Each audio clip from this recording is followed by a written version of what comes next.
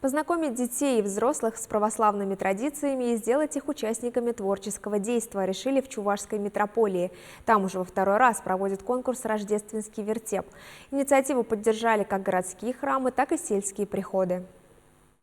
В святочные дни возле храмов можно увидеть яркие оригинальные композиции, в основе которых знаменитая библейская история. Вертеп – это воссоздание картины Рождества Христова. Согласно Священному Писанию, Богомладенец родился в пещере. Его первой колыбелью стали ясли, кормушка для скота. Рядом со Спасителем Пресвятая Богородица, Иосиф Обручник, ангелы, пастухи и волхвы. Несмотря на то, что все участники конкурса обращаются к одному сюжету, все работы неповторимы. Не менее интересные настольные вертепы, которые размещают в домах и школах. Полюбоваться ими можно в Чувашском художественном музее. Фантазию участникам не занимать. В дело шли шишки, еловые лапы, прочие атрибуты русской природы. Они словно переносят вертеп в наш мир. А некоторые хотели запечатлеть именно палестинский пейзаж – сырость, камни, холод. Передать реалии помогла особая техника, которую быстро освоили малыши. Мы сначала выбирали рисунок под камень, потом сжимали эту бумагу, формировали из них камни, потом все это клеили на основу. Ну и барашков делали, конечно, каждый свой барашек. Поэтому они, ни один барашек друг на друга не похожи.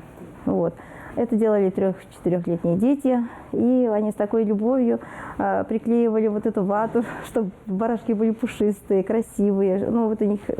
Даже у них взгляд разный, и они как будто улыбаются, эти барашки. Все герои композиции поклоняются Христу. Их фигуры вырезали из картона, затем шили для них разную одежду. Увидеть образы во всей красе, рассмотреть детали позволяет специальная подсветка, которую ребята смастерили вместе со взрослыми. И у каждого вертепа своя изюминка. Рождественскую историю в технике валяния шерсти воплотила творческая группа из храма новомучеников и исповедников российских. Картина получилась живописной, словно окутанной дымкой. Это самая обычная овечья шерсть. Но как она покрашена, и валяние, каждый образ здесь. Это все прям и бородки, и какая челма была на голове. Вот они идут за звездой. И здесь конкретно звезда и ангелы.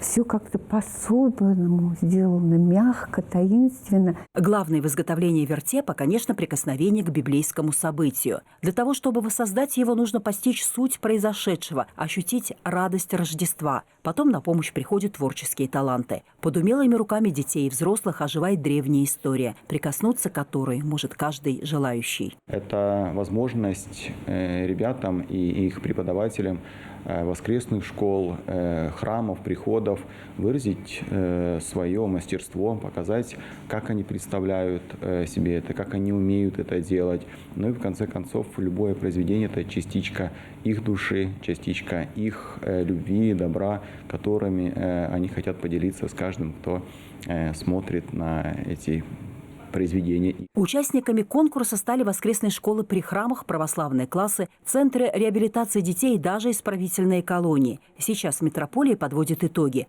Победителей объявят на следующей неделе. Лидия Галактионова, Виктор Степанов, Вести, Чувашия.